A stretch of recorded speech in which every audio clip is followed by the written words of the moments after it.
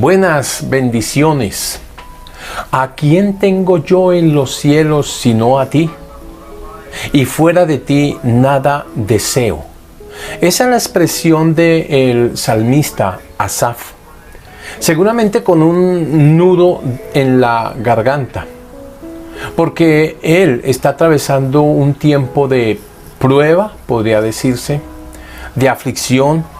Tiene un nudo de sentimientos, preguntas, pensamientos, inquietudes. Algunos de esos pensamientos no tan santos, definitivamente.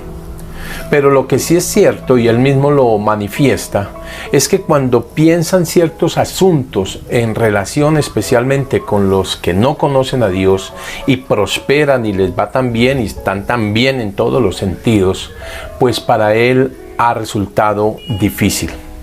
Eso es lo que de alguna manera podemos ver en el Salmo 73.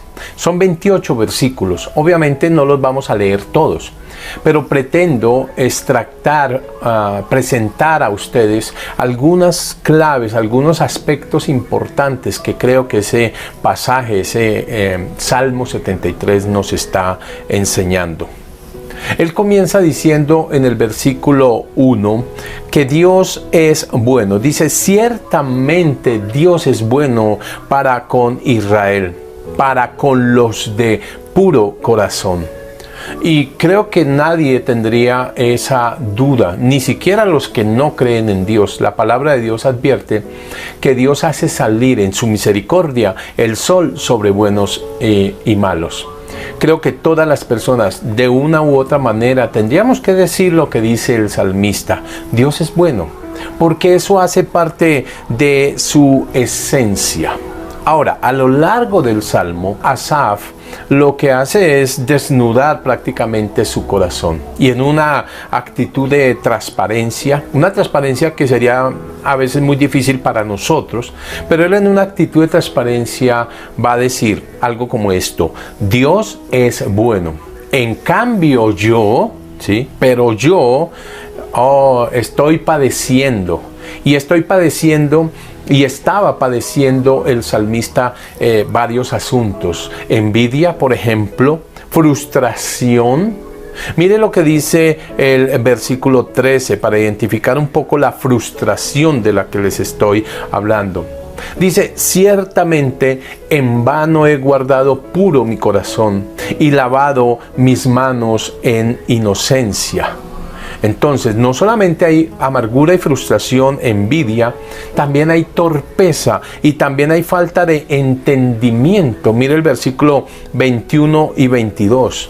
Dice, cuando mi corazón se llenó de amargura y en mi interior sentía punzadas, entonces era yo torpe y sin entendimiento. Era como una bestia delante de ti. ¿Sabe? Creo sinceramente que estos son algunos de los síntomas de las personas que pierden el enfoque, de los hijos de Dios que pierden el enfoque en medio de las pruebas, en medio de las dificultades. Muchas veces cuando alguien nos comenta algo así como lo que está viviendo el profeta, que hay carga en su corazón a razón de que ve a los impíos prosperar, que les va bien, que no se enferman, que no tienen dificultades, como que duermen tranquilos y plácidos. Muchos creyentes se han hecho este tipo de pregunta y pueden venir de pronto a nosotros. Muchas veces lo que hacemos también los líderes espirituales es enviarlos a que lean el Salmo 73. Pero ¿acaso les explicamos para qué deben leerlo y desde qué perspectiva deben leerlo? Porque muchos nos hacen caso y van y lo leen definitivamente. Pero en medio del proceso llegan, por ejemplo, a una conclusión. Ya sé dónde está mi alivio. Puedo estar tranquilo porque esos impíos van a tener sus consecuencias, van a pagar por sus actos, van a recibir el castigo. Los malos les va a ir mal al final de todo. Y eso se convierte muchas veces en el alivio del corazón de un hijo de Dios que está sufriendo.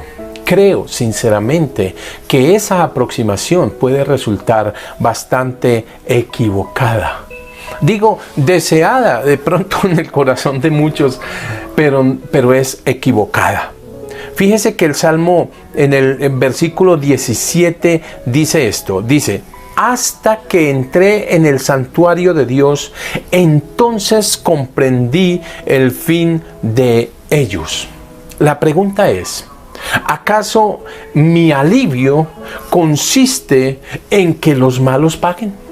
¿Acaso mi alivio de mi frustración, de mi rabia, de mi dolor, etcétera, el alivio para mí está en el marco del sufrimiento, de las consecuencias de los que no conocen a Dios y se comportan de cierta manera, toman ciertas decisiones aunque les esté yendo bien?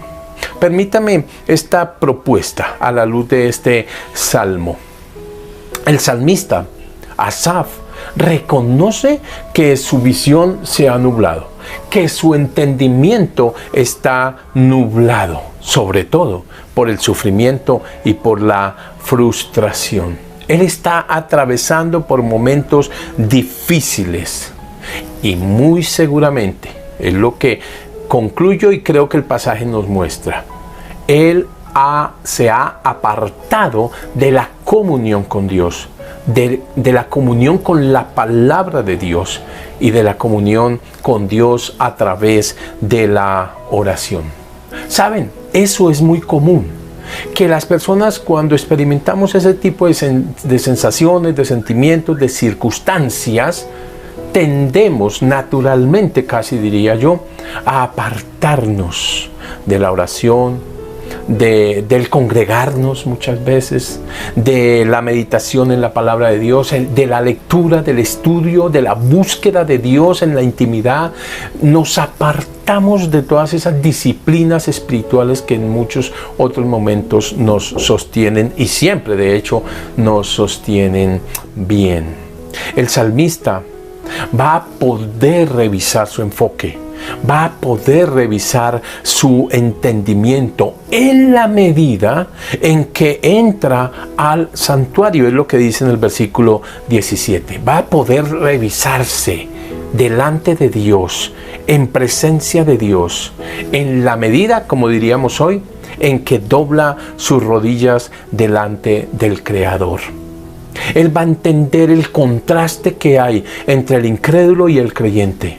Él va a entender el contraste que hay en el fin de unos y en el fin de otros. Y le va a permitir a él dimensionar su propio futuro.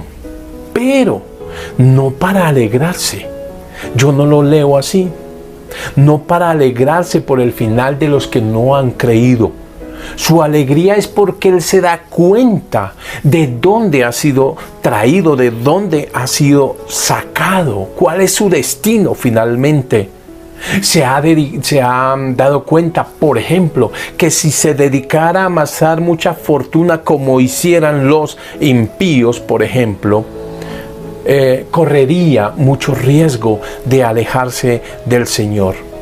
Él no es que se alegre de la desgracia de los demás, sino que celebra al darse cuenta la posición que él tiene en Dios. Aprende o se da cuenta de cuán importante es valorar y priorizar a Dios por encima de todas las cosas. Y como una especie de decisión, él dice, mejor apartarme de la envidia, de la amargura, de la torpeza y conocer y disfrutar mejor a Dios. Pero sobre todo, mejor es predicar sus maravillas, conocerlo bien, reconocer a Dios en su propia realidad, entender que Dios es su refugio, es más o menos lo que expresa el salmista. Y quiero ir terminando con esto. En el versículo 28, mire lo que dice. Dice, mas para mí estar cerca de Dios es mi bien. En Dios el Señor he puesto mi refugio para contar todas sus obras. Contar las maravillas de Dios para mí en el Salmo es la evidencia de que Él no está pensando en mitigar su dolor pensando en el dolor de otros, en mitigar su frustración y su rabia pensando y alegrándose por la desgracia de los que no conocen a Dios. No. Creo que Él está diciendo lo que tengo que hacer y lo que entiendo para mí y el gozo del cual yo me he apropiado y me pertenece por el temor y la relación con Dios. Ese mismo gozo quisiera que otros lo experimentaran. Conclusión.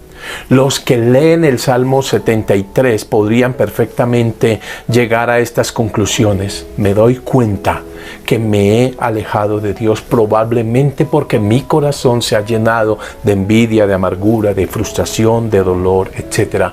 Necesito doblar mis rodillas delante del Creador y escuchar su palabra. Mi alivio no está en el fracaso de los que no conocen a Dios. No me puedo alegrar porque otros estén viviendo o estén expectantes de las consecuencias de su pecado. Más bien me alegro en Dios por lo que yo tengo, pero a la vez valoro eso, lo priorizo y con mucha claridad, como veo mi futuro en el Señor, quisiera que ese mismo futuro lo vivieran otros. Así es de que me dispongo, como dice el salmista en el versículo final, me dispongo a predicar, a contar las maravillas de Dios para que otros disfruten de Él.